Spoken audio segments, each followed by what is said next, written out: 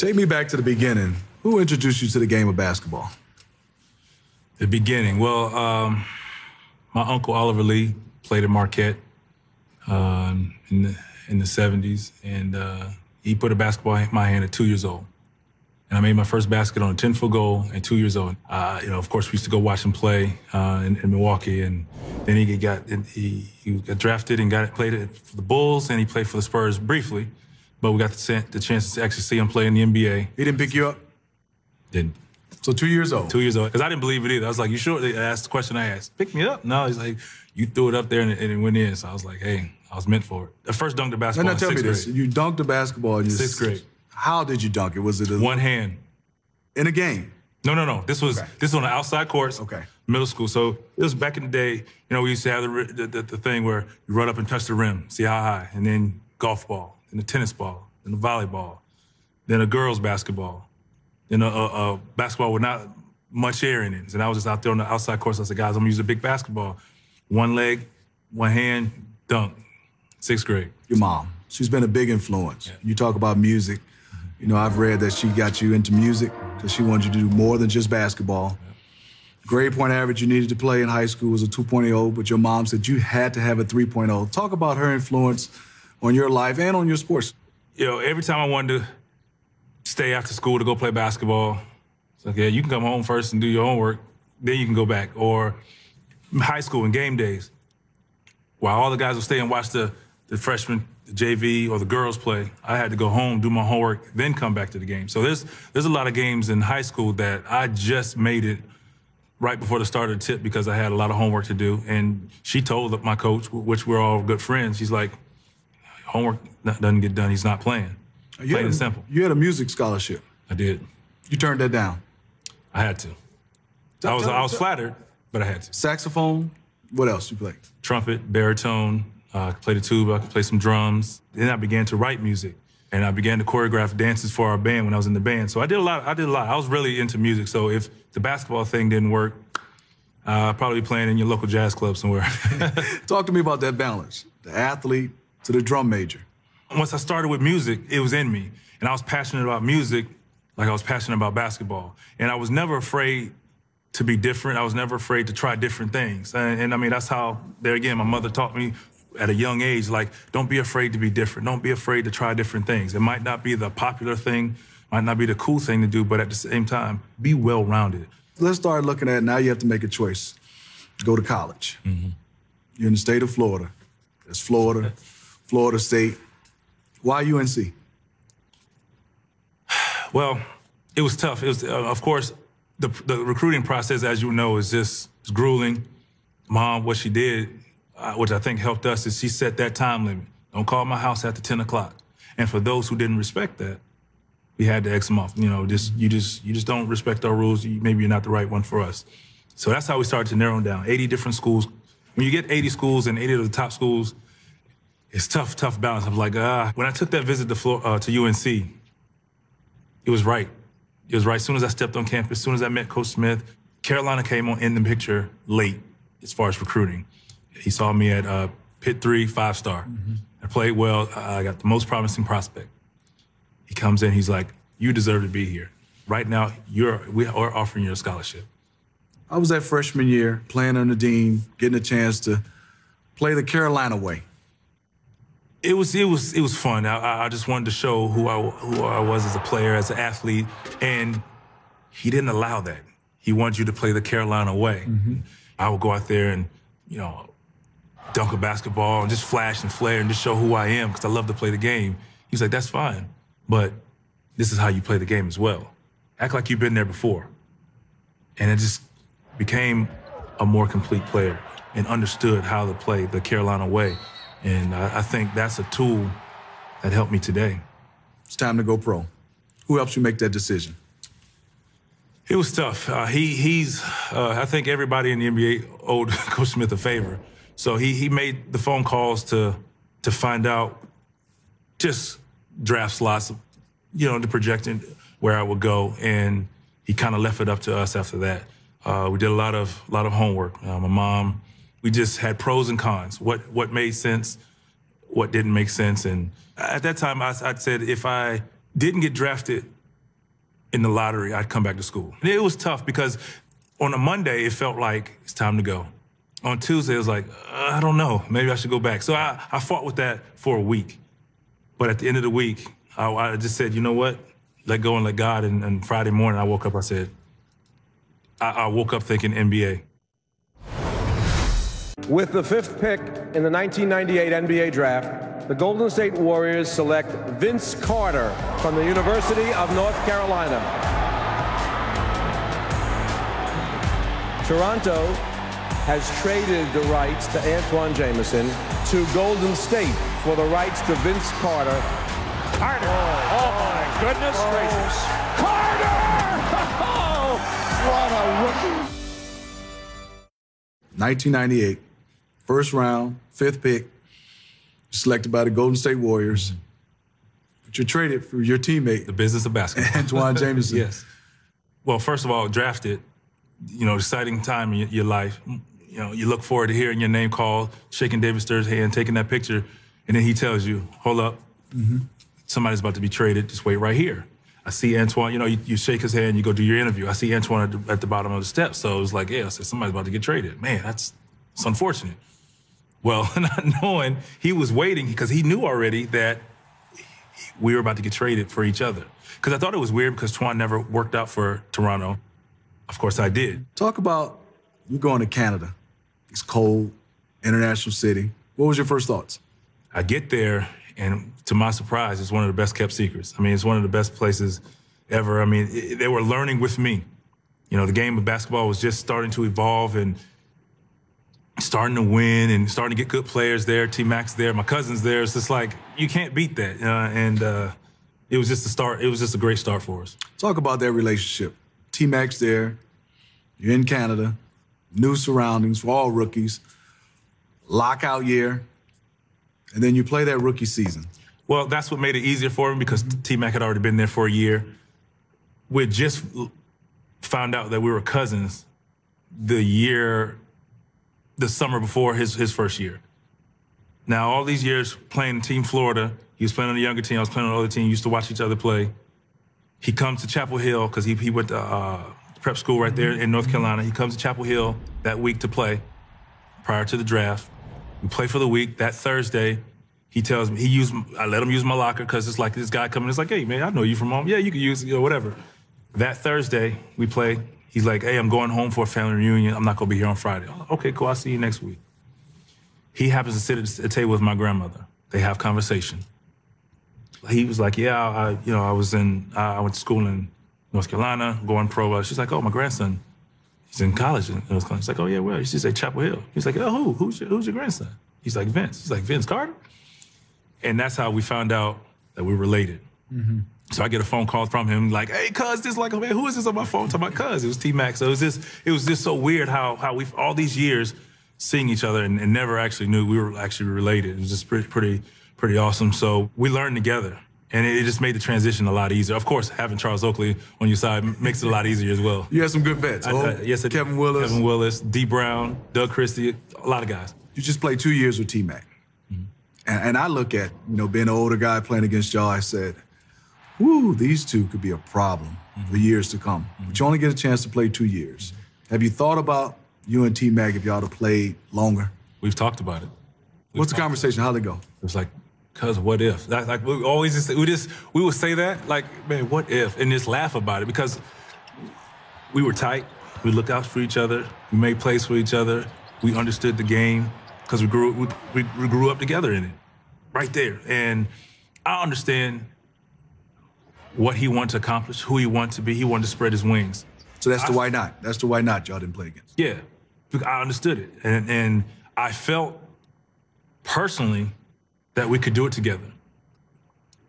He wanted to spread his wings and be the guy. I thought it was a problem to me because you could run the play for him and put all your efforts into stopping him, and there's that other guy on the wing, and vice versa.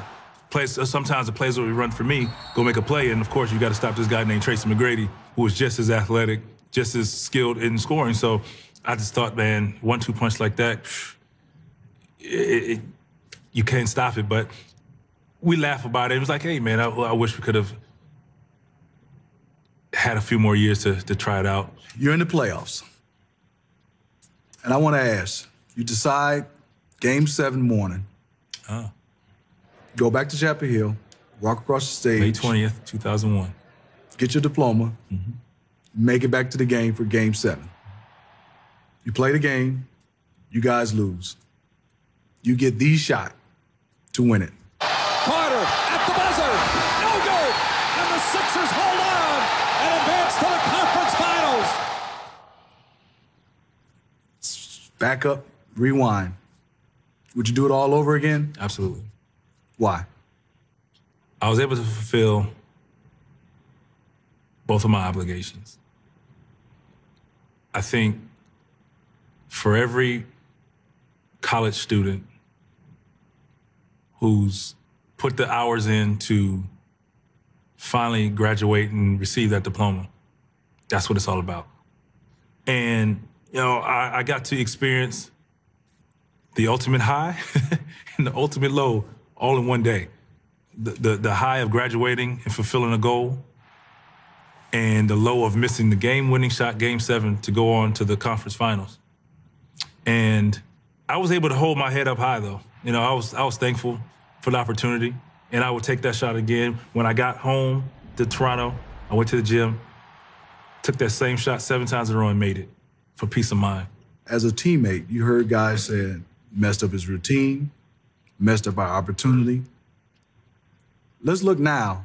You're playing now, and there's a young guy, you get a chance to go to a championship. Will you advise him to do the same? Well, let me say this. Prior to that, the day before, I got there, I left, we had practice. I spoke to every player on the team, man-to-man, face-to-face. Told them what I was doing, what I'm trying to accomplish, when I'll be back. Do you have a problem with me doing that? Tell me, man-to-man. Every player on that team said, no, I think it's great, go ahead, you have my blessing. Every player. Look on the news that night, 2 or 3 players all of a sudden had a change of heart. So it's a little disappointing. Now, if there was another player, it just depends on the situation. If it makes sense for the good of our team, go for it. Go for it. But you have to be willing to bear the responsibility that you have that night as well. That's being the go-to guy, that's being the leader, that's being our playmaker, whatever your job entails. You have to be ready to do that as well. If you can handle that, go for it. This building just exploded. Oh my goodness gracious! I've never seen that before. Half man, half amazing. Vince Carter. The 2000 dunk contest. What made you do the dunk contest? Dunk contest is something that I've always wanted to do. Because I just would dream all the time, like, man, one day I'm gonna sit right here and I'm gonna hold that trophy up. When they called me, they didn't even get a chance to finish their statement. We would like you to be in the dunk. Yes, sign me up. I had to beg T-Mac to do it because he didn't want to do it. I mean, he had the ability of like, man, let's show the world what we can do, what we've been doing all our lives growing up. Let's show them. Take me through that first dunk. First dunk. Oh, man. And reason why it was the first dunk. Why did you choose that one to be the first dunk? Well, the 360, windmill. The opposite way, windmill. Well, prior to that, we're playing, leading up to the dunk contest, we're in different cities. I remember being in San Antonio, and Tracy and I just fooling around, just trying to figure out what the heck we're gonna do. Like, I didn't know. And then I finally come up with the routine. I want you to see how high I'm jumping. I want you to see a full extension on the windmill. I want you to see where I'm jumping from. I want you to see how high I'm going above the, all of these different things I'm trying to break down. So maybe I put a little too much sauce on the wings. It made it a little more difficult. So I put the pressure on myself. Now, get to the layup line, we're warming up. And I see all these people in here, and everybody's sitting on the court, and all of these years that I've dreamt of being right there in the moment. I'm now in the moment. I'm now in the moment. Some kid now is gonna tape this to study for them in the future. And I get in the layup line, and my adrenaline is starting to just go next level. And then I get in there, I see all these people in there, and I'm in the layup line, I'm just jumping. I feel like I can put my shoulder on the rim. I just felt that much adrenaline, had that much of an adrenaline rush, and I said, you know what, I'm gonna try it. And once I got that one and that two, and I remember slapping the ball, and I jumped. And when I turned around, the rim was like right here to me. And I was like, oh. Here is Vince Carter with his first shot. Let's go home. Let's go home, ladies and gentlemen. Let's go home. And once I threw it through, and you can see I hop again. I felt like I could have hopped and done another windmill. Like, I mean, that much adrenaline in me. So it was just like, and that's when it was just like, oh man, here we go. You remember the reactions of Shaq, I do. KG, Webb. I mean, you talking about guys who've seen dunk contests, For sure. seen you dunk. It was just different. I mean, I felt different. I really did. I was in another world. I felt like Mario just powered up to Super Mario. Oh, I'm just like, oh man. now we get to the second dunk. What impressed me about the second dunk was it was a windmill, but you took like one step. Here is the second dunk of the night for Vince Carter. That dunk is what I was trying to accomplish. The one step, doing the windmill while turning your body, still trying to find the rim, while getting the height and the proper distance with the dunk. Now, my man Kenny, I thought he would be able to understand that as a dunker and a former champion, but he didn't get it. He said, I guess when I actually got to see the video, he's like, oh, I set the bar too high on the first dunk. In my mind, that's what I'm trying. I'm trying to get everybody eating out of my hands off the first dunk. Like, you want to see a show? This is what I have to offer. Now, dunk number 3, you said you had never done it before. The bounce by T-Mac. So you and T-Mac had never practiced that before. We didn't know you had to use a teammate. No, you guys didn't know. No, didn't know. So then when they say, yeah, you have to have a teammate dunk, I was like, wait, teammate dunk, what do you mean? It's like, you have to use a teammate for your dunk. So we were like, oh, no, what are we going to do?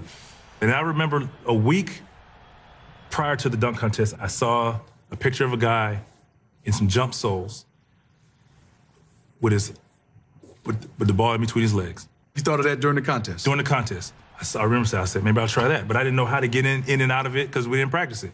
We're just ad-libbing, freestyle right there. So I'm walking the steps off as he gives the ball. I'm trying to just buy time. And so I walk it off. I get there. I said, T-Mac, stay right here, bounce the ball, get out of the way.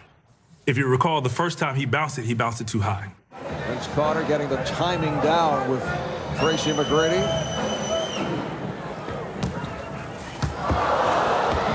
So I didn't finish it. I just took it, landed. So I said, okay, now, because I'm trying to figure this out while doing this contest on live TV. So I just said, hey, bounce it about waist height, back up and just get out of the way. He's like, man, what are you doing? What are you going to do? I said, just trust me on this one. He's going to catch it, put it between his legs, and dunk it. So he wants it low to do that. And if he does this, like I said, 10 is not enough. And he gave me a perfect bounce, and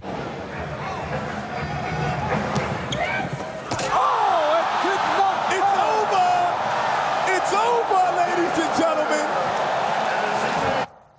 I just remember catching it and just getting it through. Because the thing I'm worried about is the right height and still being able to get it between my legs.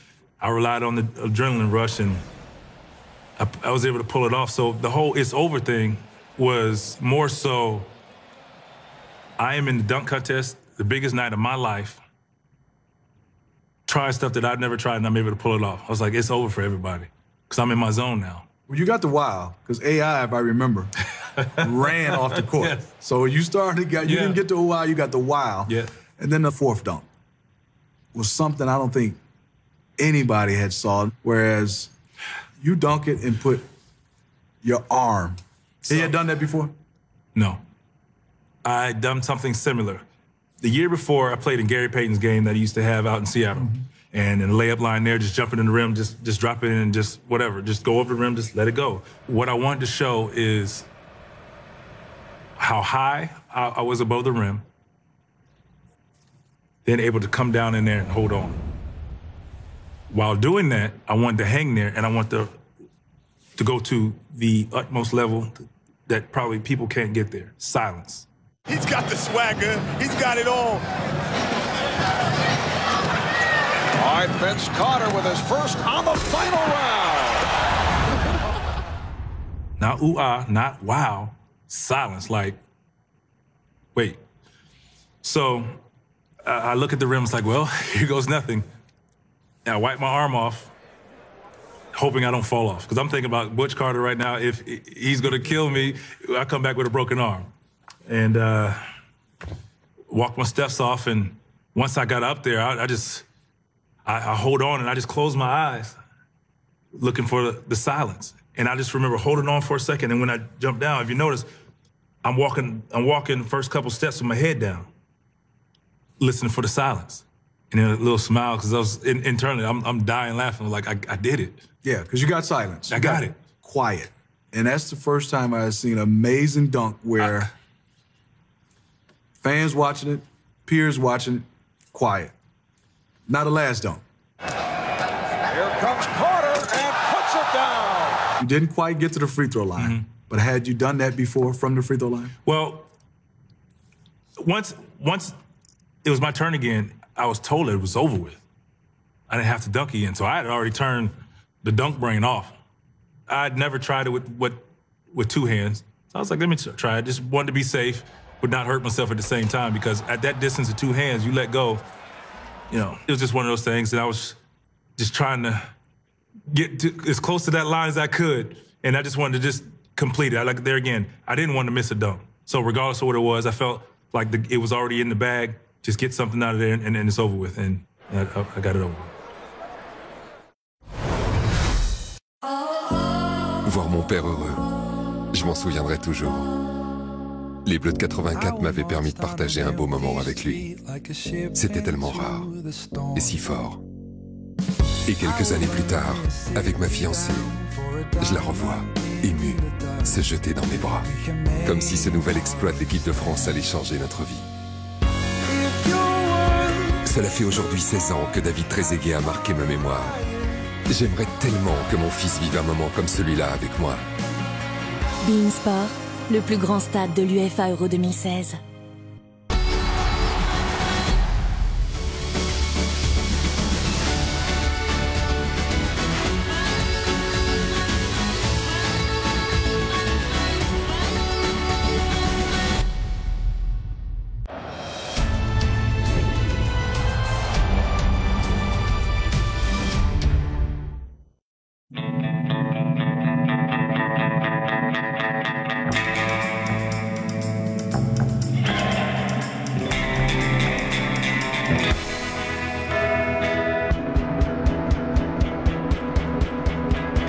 Peugeot 508, avec moteur Blue HDI et boîte automatique, à partir de 299 € par mois, 3 ans d'entretien inclus.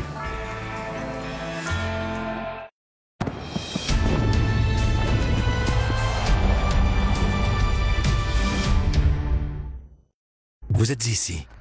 Vous pourriez être là. Vous êtes ici. Vous pourriez être là. Faites un pas vers votre avenir. La marine recrute sur êtremarin.fr. Votre week-end Ligue 1 sur beIN Sport. Vendredi à partir de 19h30, Nice-Reims. Dimanche à 14h, Marseille-Nantes. Quel match!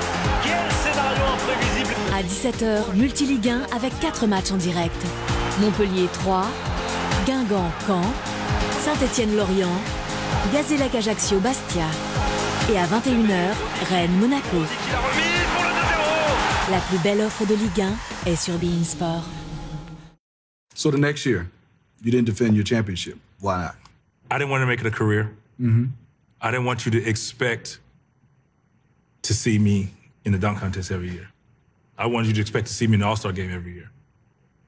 And I wanted to show, there again, all of the guys that I named earlier who I looked up to, who were all-around players. I wanted to show that. I don't want you to label me as Vince Carter, the dunker. Maybe Vince Carter who can really dunk, but he can do a lot of things. And that's kind of where my focus was. Some people say you ruined the dunk contest.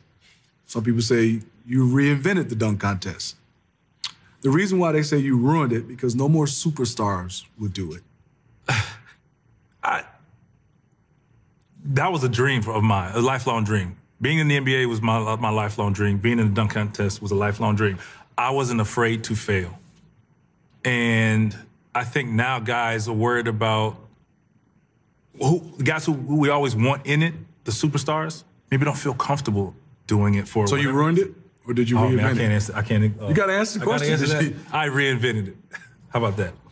I can't say I ruined it. I mean, I don't know. I mean, I would like to ask guys their opinion behind closed doors, like why? It's like LeBron, you know, because all of them.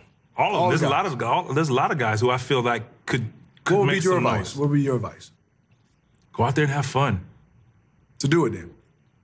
Go out there and have fun. Why not? You know, I felt like I wanted to show the world what I could do.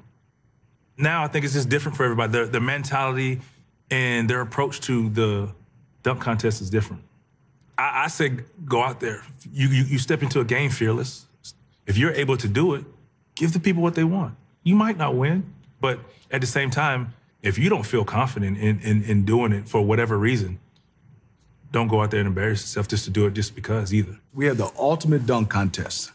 Vince Carter, and you only get 2 other participants all time. Think about it. Vince Carter and 2 other participants. Who will the other 2 be? Oh, man. I only get 2? 2. Vince Carter and 2 more. It's not fair, man. If you can give me 3. All right, 2. I'm going to give you 2. I'm going to go with MJ. Vince Carter, MJ. Who's the 3rd? Give me Dr. J. Or Dominique. You only get 1 more, so give me the 3rd one. We're going to have the ultimate dunk contest. Give me MJ and Dominique. So it's Michael, Dominique, and you. Is there any dunk that Dominique that you saw do in a dunk contest or in a game that you feel you couldn't do?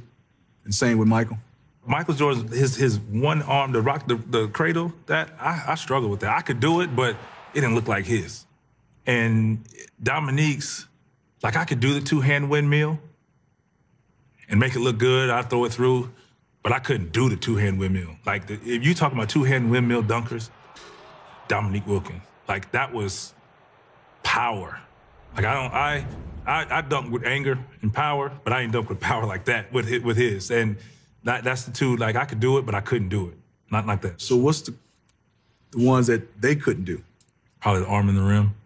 These dudes can fly though, so I don't know. You got me guessing here. Like, see, MJ can fly, man. He glides through the air. And so you talk, I mean, everything that was done was like flashes of these guys. That's how I separated myself that night, because everybody's gonna glide. I wanna show now, yeah, I can glide, but I can go to the upper room also. Who wins? I'm gonna beat him. I'm gonna beat him. Because it's the ultimate dunk contest, and that's what I live for. I live for that kind of competition. And I know they would too, so it's gonna bring out the best in all of us. And, you know, I studied these guys, I watched them, so I know what they brought to the table. I've talked to Dominique about the dunk contest and his approach. And he said he wanted to strike fear in everybody's mind when he was dunking. And I would live for that. And I think that would take me to another level. And I just know what I have to offer and what other dunks I had. Other dunks you said in my bag. I'm gonna take you to 2003 All-Star game. You voted as a starter. Atlanta? Atlanta. Would you give up your starting spot to Michael Jordan? But reluctantly at first. Is that true? Well, it was one of those things like when leading up to it, they'll talk about it. And, you know, I was just like, man, I want to be the leading vote getter, blah, blah, blah. Like, this is what it's all about. You know, you play to be the leading vote getter. And I think there again, the power of the pen, the media made it more of a situation than I did or it needed to be or was going to be, you know, and I didn't feel like I needed to announce it to the world, what I wanted to do. You know, I wanted to, Mike, ride off on your white horse. This is your show. That's what I wanted to do. I felt that, to me, that's what I felt was the right thing to do. Go to the man himself and give him that position. Now, when I did that, Michael tells me no. He's like, no, you earned it. you go ahead. I said, Mike, look here. I am not walking out here outside of on this court tonight and start on this court and you're sitting on the bench. You're not about to do this to me. If I do that, I can't play in this league anymore. I already know that. I'm playing overseas my next 14 years, you know what I'm saying? So I was like, Mike, this is not going to happen. So I said, okay. He's like, no. He's like, you deserve it. Man, don't worry about that. Don't let the NBA, the people, the fans, all that. I said, okay, that sounds good.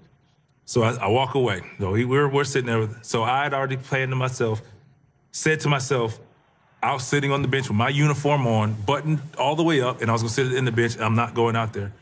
You're going to have to go. So right before I asked him one more time, I said, MJ, you're starting tonight. I don't care what Michael wanted. This is how it should be. Michael Jordan should be starting the last All-Star appearance in his career. And he accepted. Took all the weight off my shoulders. Took all the weight off. A whirling dervish going to the hoop. Carter showing you some of the highlight reel. Carter over top of Alonzo Mourning. Ahead of the pack, showtime. Carter drops.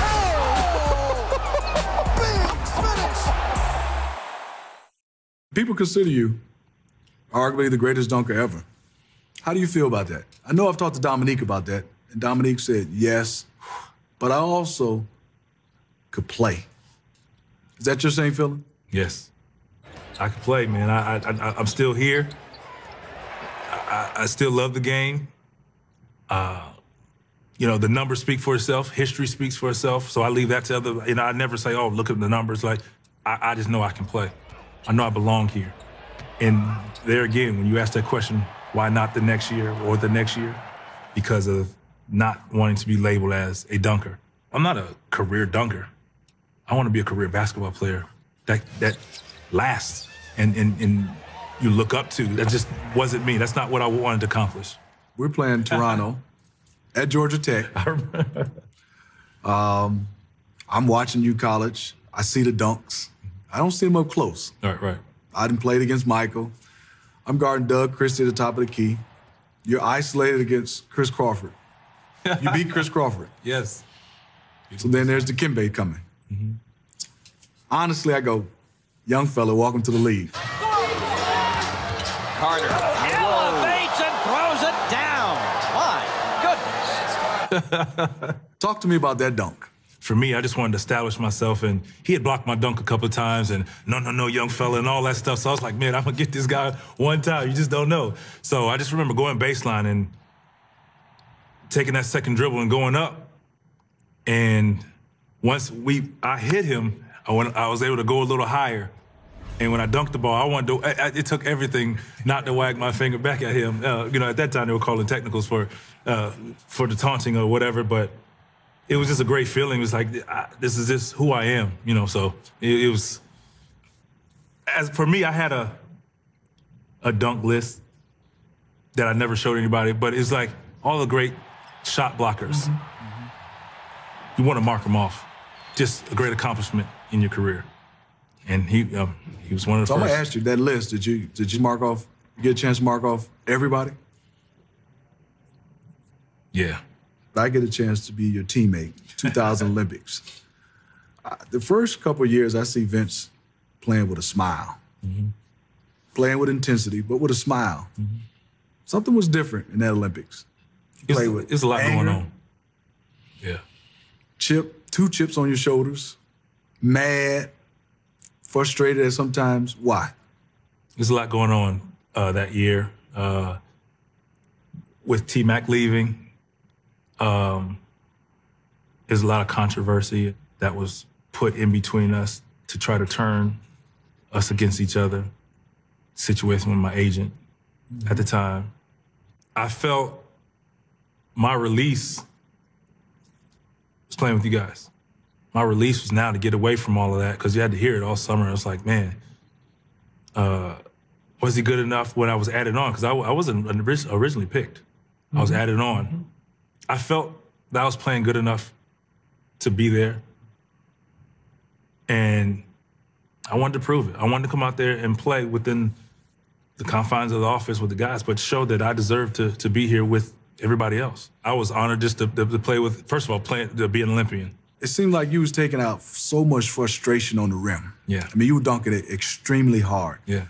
Frederick Weiss. Was that your greatest dunk ever? I just remember touching his shoulder. And after that, I didn't know what happened. And because in my mind, I'm taking attack the rim. I didn't know that I jumped a step or two outside the box, which might have been a touch too far for my liking. And when I'm in the air, I'm thinking, oh man, I jumped too far. I'm not gonna make it. Subconsciously, I'm not thinking about him. Now he's 7'2", you're not thinking about him. No, I stopped thinking about him because I don't think I'm gonna make it. I thought he moved out of the way, took the charge, fell down. I didn't know he was still standing there. I reached for the rim and I dunk it. I still get, usually you like to dunk the ball with your hand. You know, dunking with your wrist and your forearm, that's where you get that bruise that you don't like. Well, I ended up dunking it with the forearm, and I'm reaching because I didn't think I was gonna make it.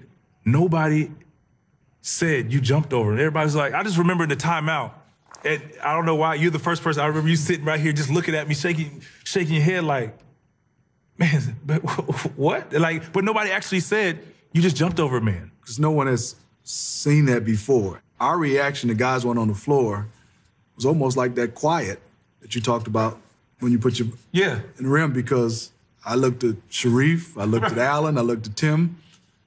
We hadn't seen that before. And we just said, he just jumped over a 7'2" guy.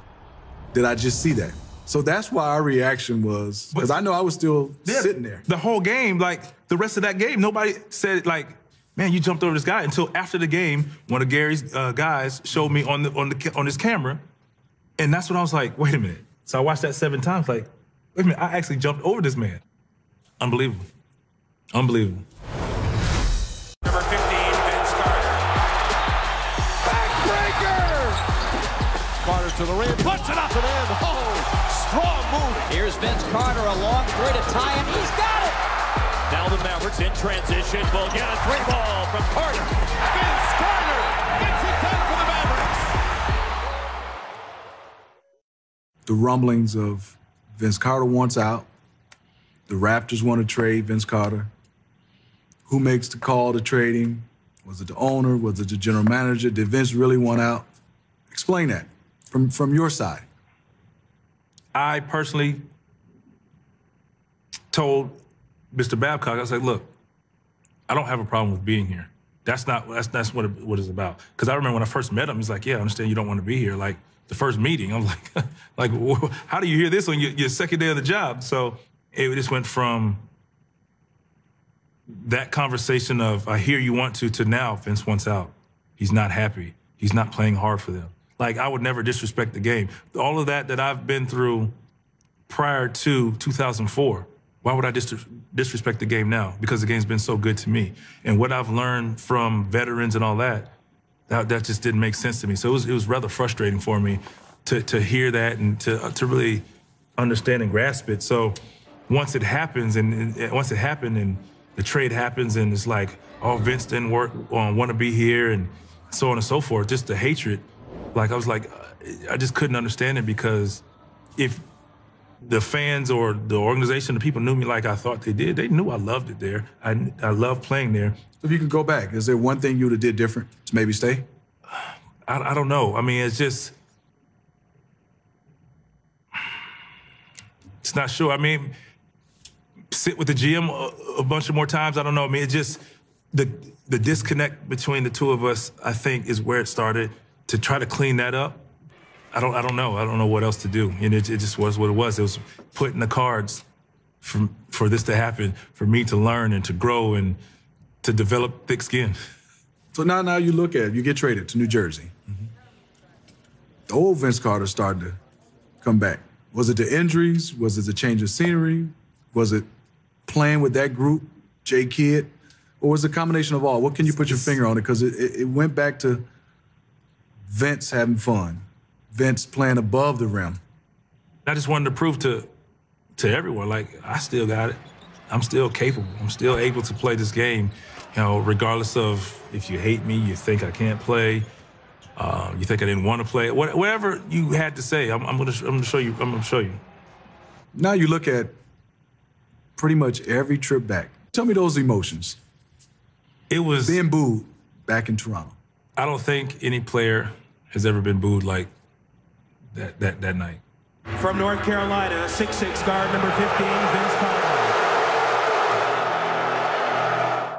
I could be wrong. It was painful because of the misconception and what everybody is perceiving the situation to be, knowing they was so far off. I step on that court, and all of that starts to play in my mind, and boo, and every time I touch the ball, boo, you suck, cry baby, blah, blah, blah. Oh, man, it was awesome. And I just think I tried to win the game in the first 2-3 minutes. Mm-hmm. I remember Coach Frank and just telling me, hey, calm down. You have 4 quarters of basketball. And so I just tried my best just to calm down. And every shot was just, so strong. It's, could calm down. Just. And then once we kind of got in the flow of the game and they're still booing, I mean, every time I touched the ball felt like the first boo of the night. Like it was just, I mean, it was amazing. And once I got back out there at halftime, I became a different person. I became relaxed. I was relaxed, and I just got in attack mode. And, you know, once you see a few go in, now it's like you're shooting in the ocean. Now, the boos last for a long time. But last season, the video tribute that the Raptors gave you, you got real emotional. That was awesome. Tears. Mom was there. She was emotional. Talk about that day. Was there closure? For sure. You heard some boos, but then you heard a lot. Yeah. All 20,000 stood up. And I think the people who booed, you know, when it initially started, that's when you hear the boos, and all of a sudden it's like, I think they're just booing just because it was something to do. I didn't really know how I was going to feel prior to that video being played. Once they told it to me, I was just kind of playing the situation in my mind. Like, if we sit here and watch this video right now, the feeling and the emotion wouldn't be the same as in that arena, because that's where it all took place. That's where it all happened. That's where it all started. To watch it, and I was just like, man, you know, it's just like the good old days. You know, I'm over the hill now, so you're like, man, I remember when, and you see some of the great moments, and you know, when you see some of the moments, and you just remember all the things that happened before the game or during the game or after the game, all those things started to come back, and I think that's where the emotion came in, because I'm very appreciative of everything that has come to me. And, you know, I think to see that video was closure, but thankful. There's been a wave of talented Toronto players from the greater Toronto area. Andrew Wiggins, Corey Joseph, Tristan Thompson, Andrew Nicholson, Kelly Olynyk, Tyler Ennis, Nick Stauskas. They call that the Vince Carter generation. How does that make you feel? That it's you had unbelievable. that much positive influence on the kids from that area. To hear Tristan say Vince was our Michael Jordan of Canada, it's like, wait a minute. Like, there's no Michael Jordan, first of all, but Michael Jordan, you know. But I'm thankful for that. You know, when I talk to camp, like, learn the game, understand the game, have fun playing the game, because, you know, you never know. You never know what you're doing for someone else that's watching. 18 seasons, your role has changed. Star, journeyman. People ask, though, why is Vince Carter still playing? Because I love to play, man. I love to play the game. When I don't want to put the work in anymore, don't enjoy coming to work or everything this game entails, I'm stepping away. It all goes back to disrespecting the game. I will never disrespect the game. So when it's time, it's time. I just can't imagine it right now, because I still feel like I can compete. Maybe I can't play the minutes and get the touches and everything, but I can still play at this level and do what I need to do when I'm allowed to. So I'm invested. What's next for Vince Carter? I think broadcasting is it. You know, I did the Sportscaster U. I've gotten the opportunity to do some games last year when I was injured, and I love it. I love it. So broadcasting, I think that's what I'm passionate about. I enjoy explaining, talking, and teaching the game. And so when it's time, I'm ready to go. You know, that's what it is.